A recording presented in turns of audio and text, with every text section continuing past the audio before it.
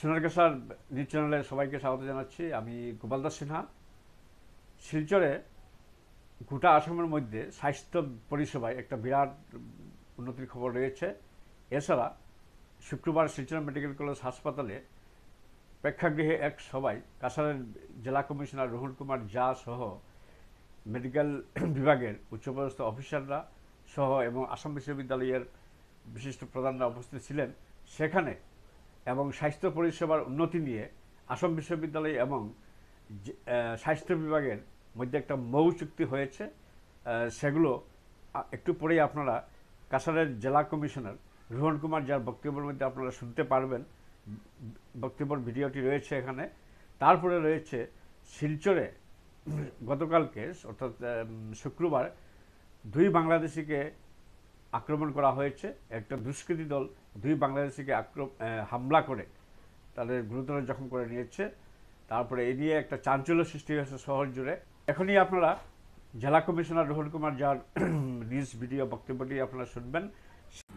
Today, there are a plethora of awards to be given, but three awards which I believe are a result of our hard work and your cooperation with us, which deserve due attention.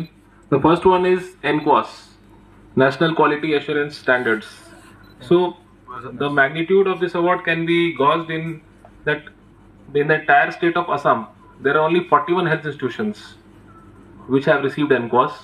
Out of those 41, 6 are in Kachar district.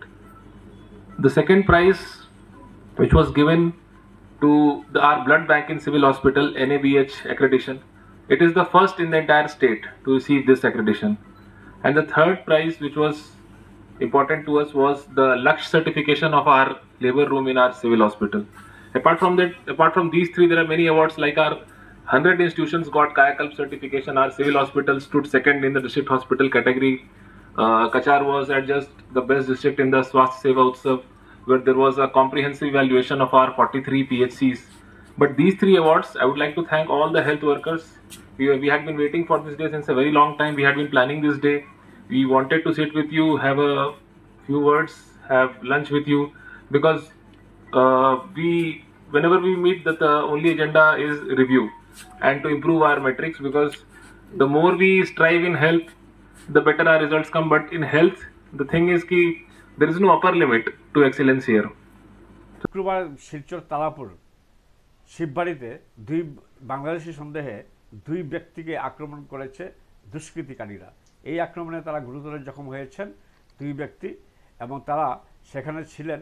সেখানে দুপুরবেলা একজন হচ্ছে আফতাব উদ্দিন, একজন শেখ রাহুল শেখ, দুই ব্যক্তি আক্রমণ করা হয়েছে বাংলাদেশি সন্দেহে। বর্তমানে আপনারা সবাই জানেন বাংলাদেশের পরিস্থিতি খুব উত্তপ্ত হয়ে চলছে। সেখানে অন্তর্বর্তী সরকার গঠন করা হলেও পরিস্থিতি স্বাভাবিক হচ্ছে না। হিংসাত্মক ঘটনা বেড়েই চলেছে। তার মধ্যে বাংলাদেশের নির্বাচিত প্রধানমন্ত্রী শেখ হাসিনা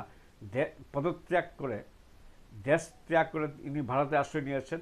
সেই সুযোগে সেখানে নৈরাজ্যবাদী দলেরা খুব সক্রিয় হয়ে উঠেছে এবং সেই পরিস্থিতিতে একটা জেহাদিরা, চরমপন্থী জেহাদিরা বাংলাদেশের সংখ্যালঘু হিন্দুদের উপর অবাধে নির্যাতন চালাচ্ছে এবং হিন্দুরা জীবন বিপন্ন হয়ে পড়েছেন। হিন্দুরা সেখান থেকে দেশ ত্যাগ করে ভারতে ঢোকার চেষ্টা চালাচ্ছেন। এইরকম এক খবরে পরিস্থিতি যখন সৃষ্টি হয়েছে, তখন শুক্রবারে শিলচর তারাপুরে শিববাড়িতে আক্রমণ করা হয়েছে। তো এক ব্যক্তির নাম হচ্ছে আফতাব উদ্দিন, তার বাড়ি হচ্ছে কাটিগড়ার শিবনারায়ণপুরে, সেখানকার একটা মসজিদের ইমাম তিনি। এবং অপর ব্যক্তি হচ্ছেন রাহুল শেখ, পশ্চিমবঙ্গের 24 পরগনার বাসিন্দা। রাহুল শেখ শিলচরে একটা নির্মাণ সংস্থার কর্মী হিসাবে কাজ করছে। তো তাদের দুজনকে তারাপুর শিববাড়িতে শুক্রবার দুপুরের দিকে দেখে লোকজনের সন্দেহ জেগেছে। দুই বাংলাদেশি সন্দেহে তাদেরকে আক্রমণ করা হয়, তাদেরকে বেধড়কভাবে মারধর করে গুরুতর জখম হয়েছেন। কিন্তু খবর পেয়ে সেখানে তারাপুর পুলিশ সেখানে ছুটে গিয়ে তাদের দুজনকে হামলাকারীদের খপ্পর থেকে উদ্ধার করে থানায় নিয়ে যায় এবং থানায় নিয়ে যেয়ে তদন্তক্রমে দেখা যায় তাদের কাছ থেকে 82 মুদ্রার পাওয়া যায়, বিদেশি মুদ্রা পাওয়া যায়, সেখানে বিদেশি মুদ্রাগুলো ছিল রাহুল শেখের। বিদেশি মুদ্রাগুলো নাকি রাহুল শেখ আফতাবুদ্দিনের সঙ্গে মিলে সেখানে ভারতীয় মুদ্রাতে পরিবর্তন করার কথা বলছিলেন, এবং সেই মুদ্রাগুলো কোথা থেকে রাহুল শেখ পেয়েছে সেসব নিয়ে পুলিশের তদন্ত চলছে। এখানে পুলিশ সুপার নিমাল মাহাতো জানিয়েছেন যে দুই ব্যক্তিকে আফতাবুদ্দিন এবং রাহুল শেখ বাংলাদেশি নয়, তারা ভারতীয়। সেখানে তারা একটা ব্যক্তিগত কাজে তারা সেখানে তারাপুর শিববাড়িতে ছিল, এবং তাদের কাছ থেকে ভারতীয় বিদেশি মুদ্রার পাওয়া গিয়েছে, এবং সেই মুদ্রাগুলি আসল কিনা নকল সেগুলো পরীক্ষা করা হবে।